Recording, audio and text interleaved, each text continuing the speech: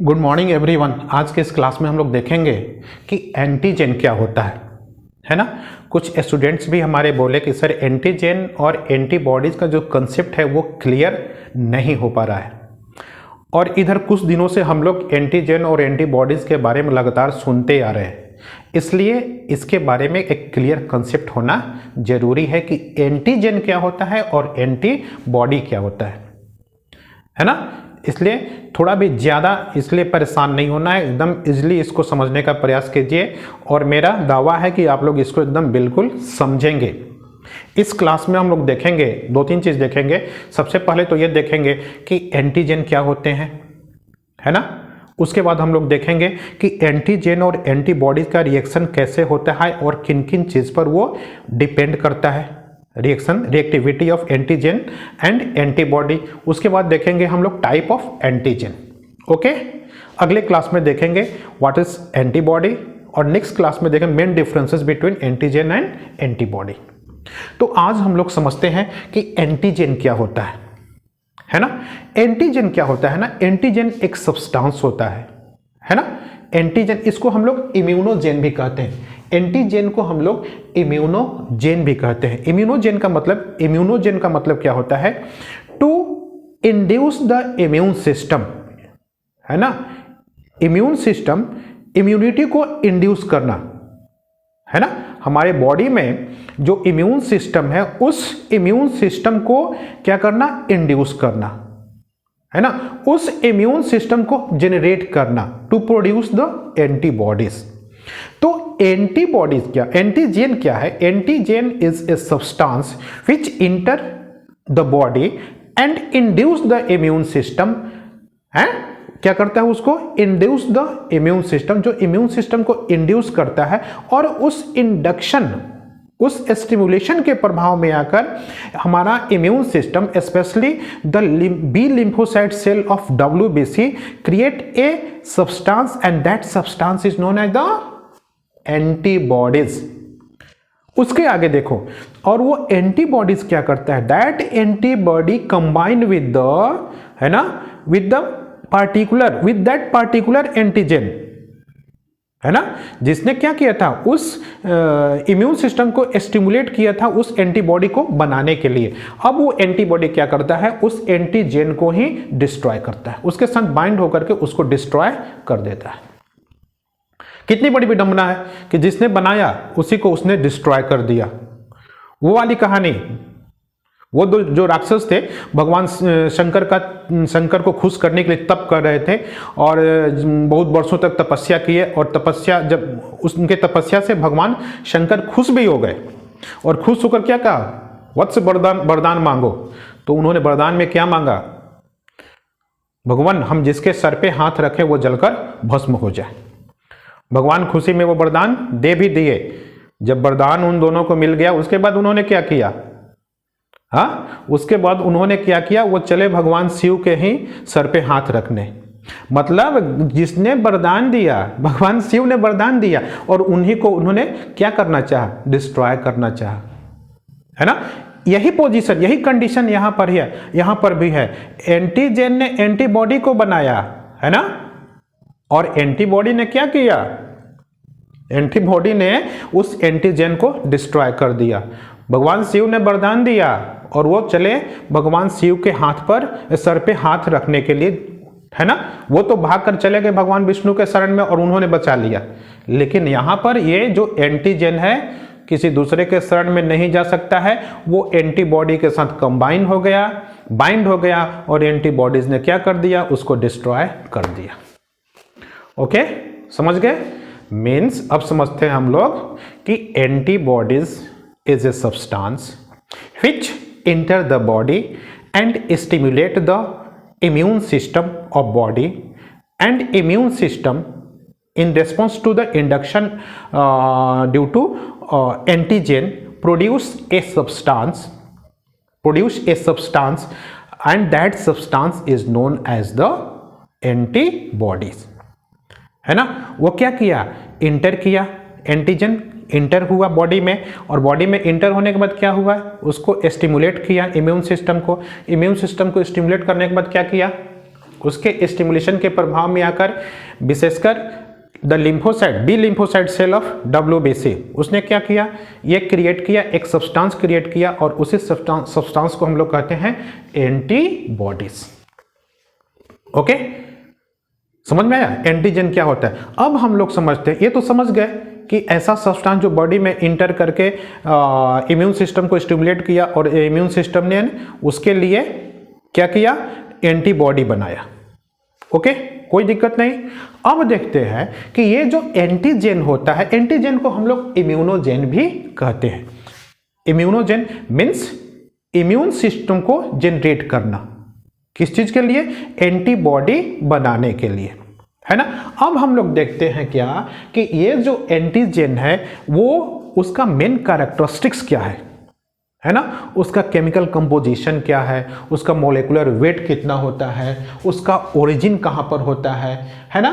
तो ये हम लोग शुरू करते हैं, the main characteristics of antigen. First character, from which substance N antigen is produced, है ना, किस सब्सटेंस से एंटीजन बनता है ना। पहला हम लोग देखते हैं, तो ये जो सब्सटेंस है मेन जिससे एंटीजन का फॉर्मेशन होता है, ये क्या होता है, मेनली एक प्रोटीन हो सकता है। यूजुअली जो होता है ना एंटीजन, वो प्रोटीन ही होता है, but in some cases antigens are carbohydrate, hydrates, lipid भी हो सकता है, न्यूक्लिक एसिड भी हो सकता है, but mostly in usual cases almost all antigen are protein. Okay, next, इसके अलावे एंटीजन जो होता है बैक्टीरिया भी हो सकता है, वायरस भी हो सकता है ना, प्रोटोजोआ भी हो सकता है, फंगस भी हो सकता है। ये सारे सब्सटेंस जो है ना एंटीजन का फॉर्मेशन करते हैं, है ना। मतलब जो भी एंटीजन होगा अधिकांश केसों में वो प्रोटीन ही होगा, लेकिन sometimes antigen are carbohydrate, lipid and nucleic acid भी हो सकते हैं। तो अब इस केस में ये तो these are the pathogens, this biological entity, bacteria हो, प्रोटोजोआ हो, फंगस हो, ये क्या है ना, ये तो बायोलॉजिकल एंटिटी है, ये बॉडी में इंटर करके it work just like a pathogen, कोई डिजीज क्रिएट करने का काम करते हैं। तो इसके साथ कैसे एंटीजन हो सकता है, on the outer surface of any pathogen present a specific protein and that specific protein act like a antigen. वो जो स्पेसिफिक प्रोटीन होता है वह एंटीजन के तरह वर्क करता है और बॉडी में इंटर करने के बाद वो इम्यून सिस्टम को स्टिमुलेट करता है और एंटीबॉडीज क्रिएट करवाता है। ओके, हम लोग समझ गए कि मेन सब्सटेंस जो होता है किस चीज का बना होता है, एंटीजन। नेक्स्ट देखते हैं ओरिजिन, ये कहां पर बनता है। तो जनरली ये हम लोग देखते हैं ओरिजिन, ये इसका जो ओरिजिन होता है वो अधिकांशतः आउटसाइड ऑफ द बॉडी, ठीक है, बॉडी के बाहर। जैसे मान लो कि कोई प्रोटीनस सब्सटेंस है, कोई लिपिड वाला सब्सटेंस है, कोई बैक्टीरिया है, वायरस है या प्रोटोजोअन्स है, ये कहाँ बनेंगे, बाहर बनेंगे, तभी तो बॉडी के अंदर इंटर करेंगे। तो अधिकांश केस में क्या होता है कि एंटीजन का जो ओरिजिन होता है वो क्या होता है, आउटसाइड ऑफ द बॉडी, है ना। नेक्स्ट है sometimes inside of the body. कभी कभी किसी कंडीशन में क्या होता है कि इसका जो ओरिजिन होता है शरीर के अंदर भी होता है ना। जैसे क्या होता है कि हमारे बॉडी के अंदर जो कुछ प्रोटीन है ना, this protein act like an antigen, जैसे lens protein, cardiac muscles protein, है ना, ये क्या करते हैं ना, एंटीजन की भांति वर्क करते हैं। जब एंटीजन के भांति वर्क करेंगे तो क्या होगा, ये एंटीबॉडीज क्रिएट होगा, है ना। तब ये जो हमारे बॉडी के जो विशेष प्रोटीन है वो क्या होंगे, हमारे बॉडी के अंदर बने हैं, ठीक है ना। तो यहां पर एंटीजन का जो क्रिएशन हो रहा है वो कहां हो रहा है, inside the body. Okay, next देखते हैं इम्यूनोजेनेसिटी।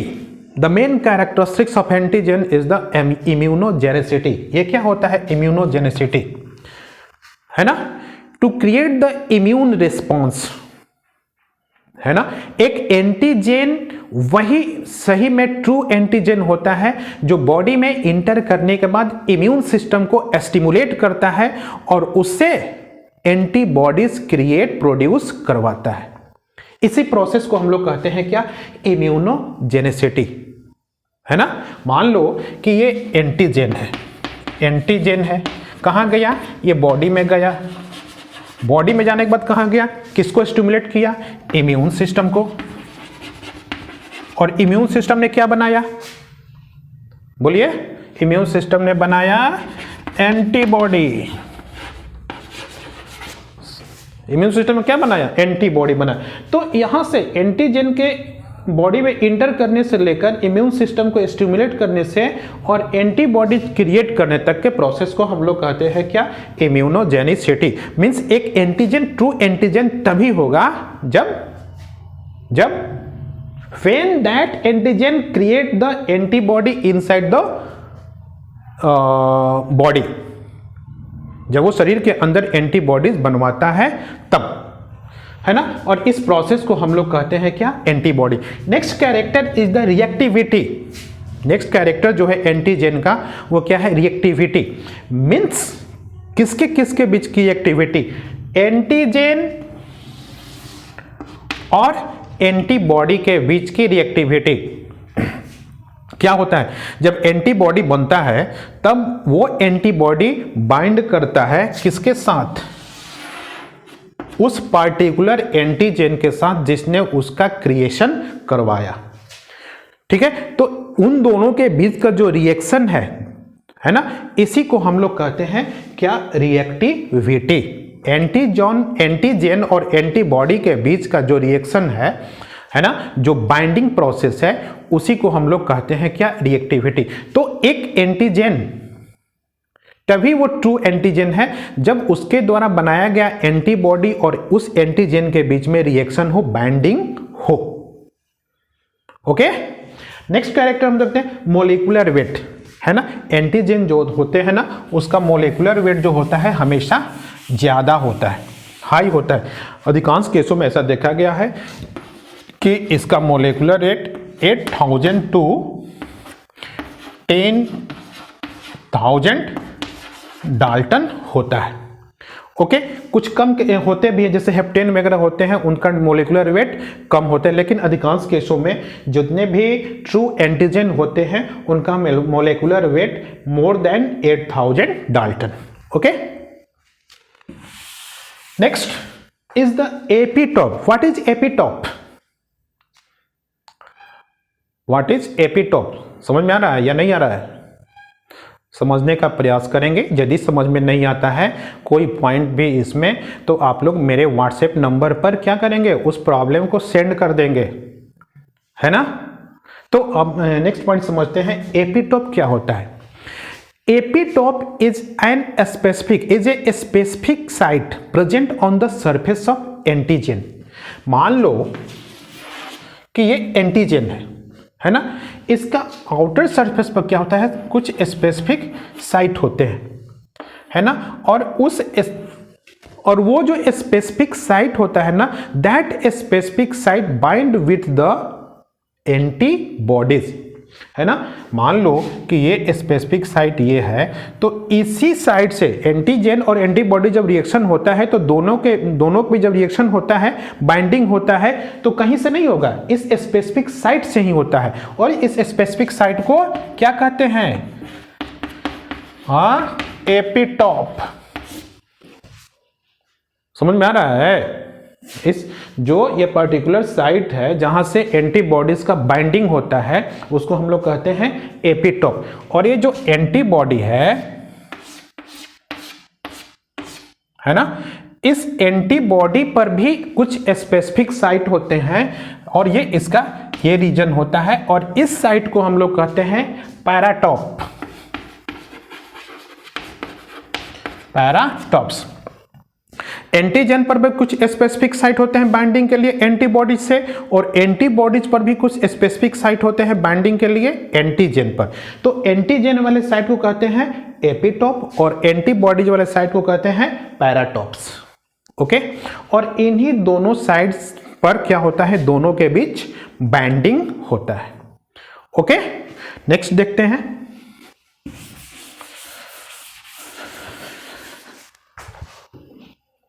नेक्स्ट अब हम लोग देखते हैं द मेन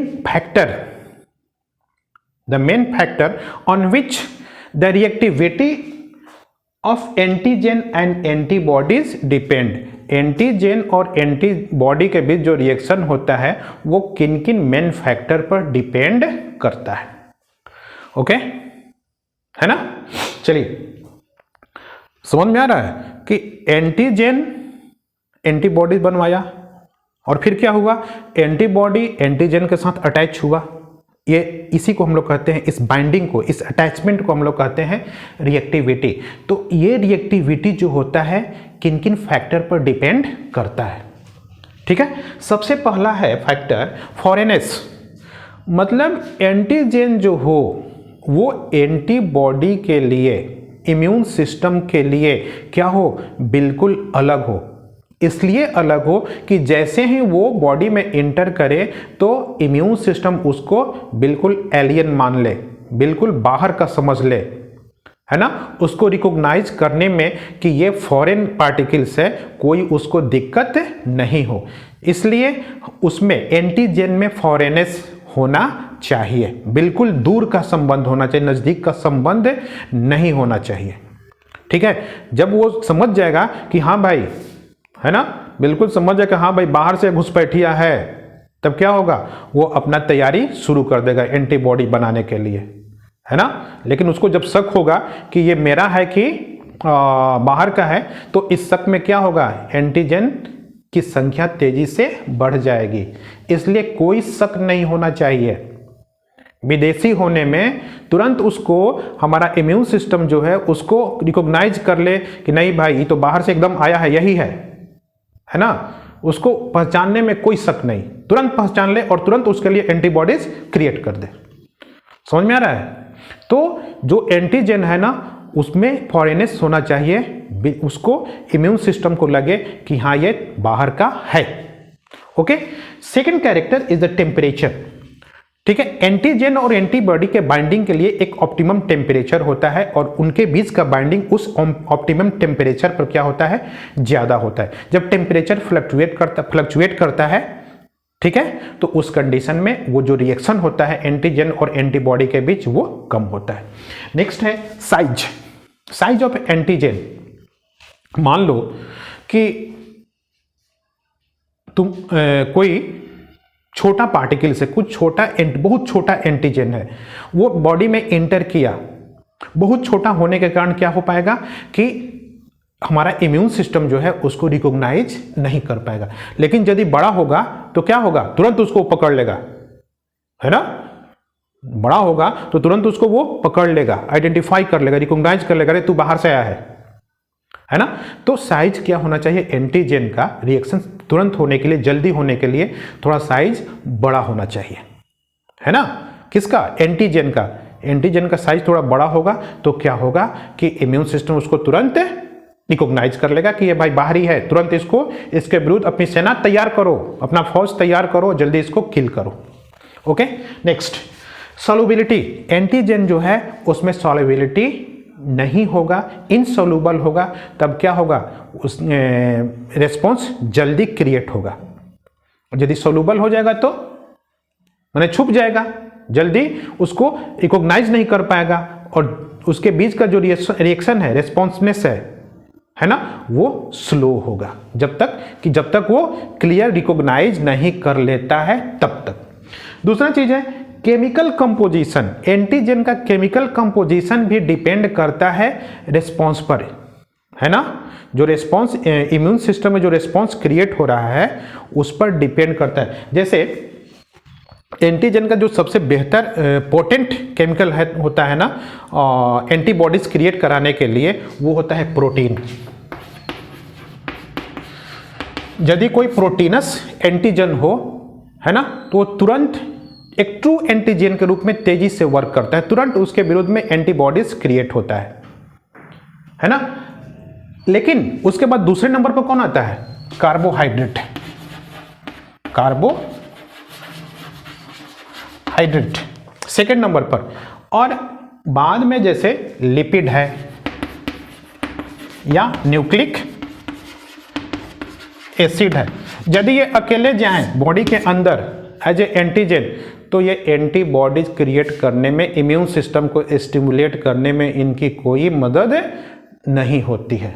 मीन्स कहने का मतलब यह है, this lipid and nucleic acid not work as a antigen यदि ये अकेले बॉडी में इंटर करें तब। लेकिन जैसे ही ये लिपिड और nucleic inter with the protein और कार्बोहाइड्रेट, प्रोटीन और कार्बोहाइड्रेट के साथ अटैच होकर जब इंटर कर रहे हैं एंटीजन के रूप में, तब क्या होता है?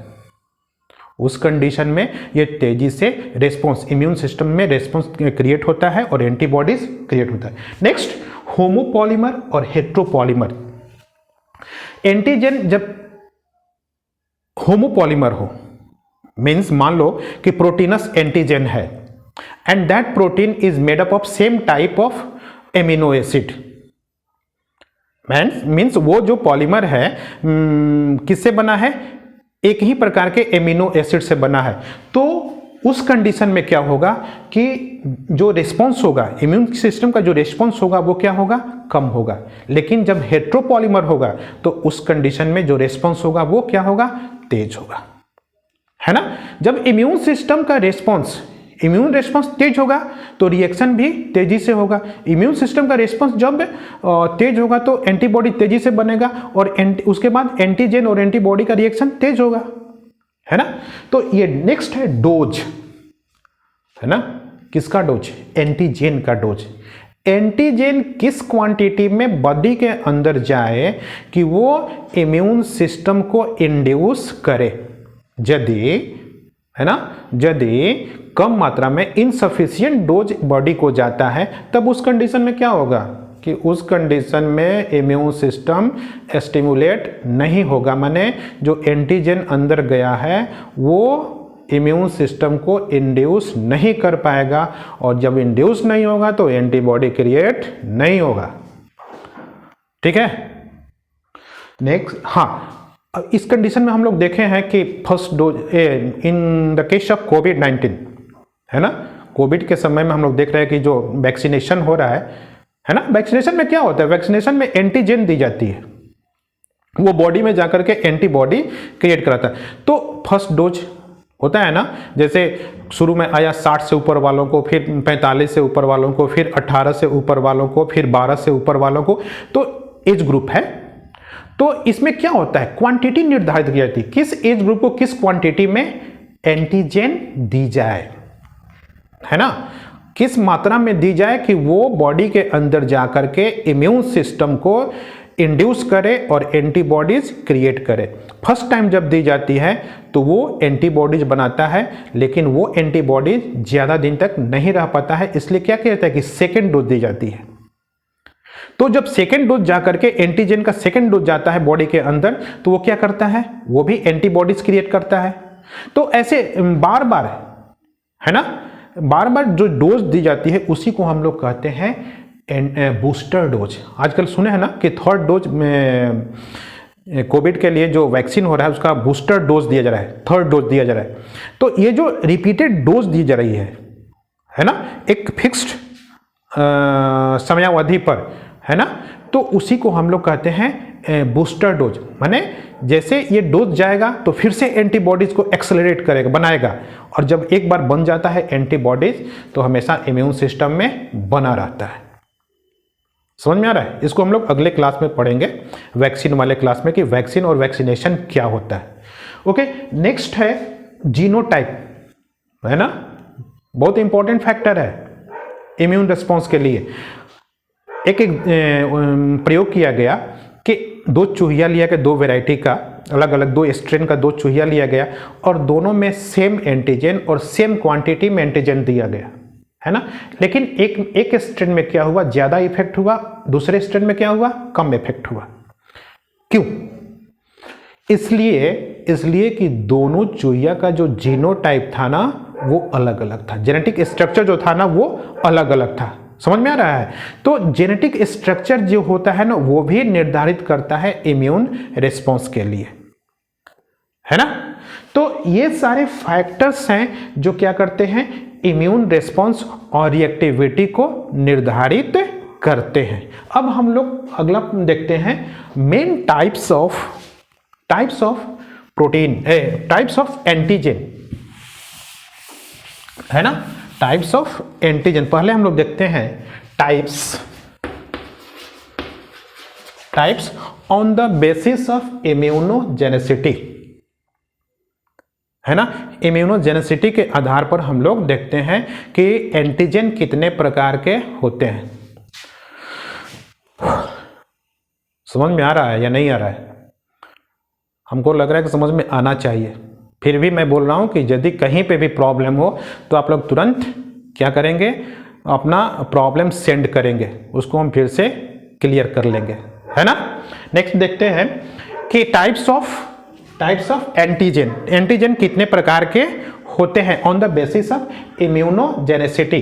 तो पहला जो सबसे इंपॉर्टेंट टाइप है complete antigen,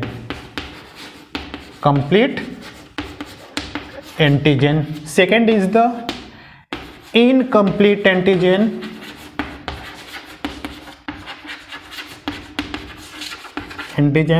third is the auto antigen,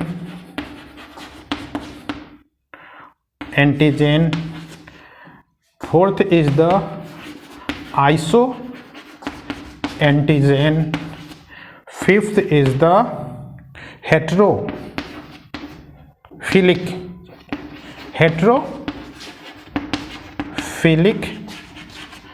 antigen and sixth is the super antigen, है ना। अब हम लोग इसको समझते हैं कि ये जो कंप्लीट एंटीजन, इनका ये सारे जो टाइप्स हैं क्या क्या होते हैं। ओके, तो सबसे पहले हम लोग देखते हैं कि what are the complete antigens. Complete antigen किसे कहते हैं? That antigen which create the immune response and also the production of antibodies and react with the antibodies. माने ऐसे एंटीजन जो बॉडी में जाकर के क्या करते हैं, इम्यून सिस्टम से एक्सलेट करते हैं, इम्यून सिस्टम को एंटीबॉडीज क्रिएट करते हैं, और सेकेंड एंटीबॉडी के साथ रिएक्टिविटी भी करते हैं। मतलब दोनों कैरेक्टर, इम्यूनोजेनेसिटी भी हो और रिएक्टिविटी भी हो, तो ऐसे एंटीजन को हम लोग कहते हैं कंप्लीट एंटीजन। एंटीबॉडीज भी क्रिएट कराए और उस एंटीबॉडीज के साथ रिएक्शन भी करे। Next is the incomplete antigen, that antigen which do not induce the immune system but react with the antibody. Antibodies create नहीं कराए लेकिन एंटीबॉडीज के साथ रिएक्शन कर ले, उसको हम लोग कहते हैं incomplete antigen. Second is the auto antigen, that antigen some protein in our body act like the antigen, उसे हम लोग कहते हैं ऑटो एंटीजन, जैसे lens protein, cardiac muscles protein. अगला है आइसो एंटीजन, ये ऐसे एंटीजन होते हैं, these are specific antigen present in some people but not present in other people. इसका एक सुंदर सा एग्जांपल है ब्लड ग्रुप में पाए जाने वाले एंटीजन, ग्रुप ए बी और वो होता है ना, तो एंटीजन, कुछ में एंटीजन होता है तो दूसरे में नहीं होता है। नेक्स्ट है हेट्रोफिलिक एंटीजन, ये क्या होता है? Heterophilic antigen create the antibody but that antibody not bind with this particular antigen, जिस एंटीजन ने उसको बनवाया है उसके साथ वो क्या होता है? अटैच, बाइंड नहीं करता है, और वो किसी दूसरे एंटीजन के साथ बाइंड होता है। तो ऐसे एंटीजन को हम लोग हेट्रोफिलिक एंटीजन कहते हैं। Super antigen is that antigen, है ना, ऐसे एंटीजन को कहते हैं जो अधिक मात्रा में बी लिम्फोसाइट सेल को एक्सेलरेट करते हैं, है ना, large fraction of lymphocyte cell को एक्सलेट करते हैं, जिससे क्या होता है, लार्ज क्वांटिटी में एंटीबॉडीज का फॉर्मेशन होता है। अब हम लोग देखते हैं एक दूसरा basis, on the basis of origin, on the basis of क्या, ओरिजिन। पहला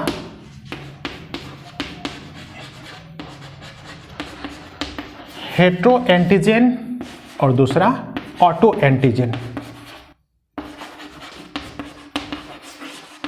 hetero antigen that antigen which originate outside of the body, माने जो एंटीजन बॉडी के बाहर बनता है और बॉडी में इंटर करके एंटीबॉडीज क्रिएट कराता है, उसको हम लोग कहते हैं हेट्रो एंटीजन।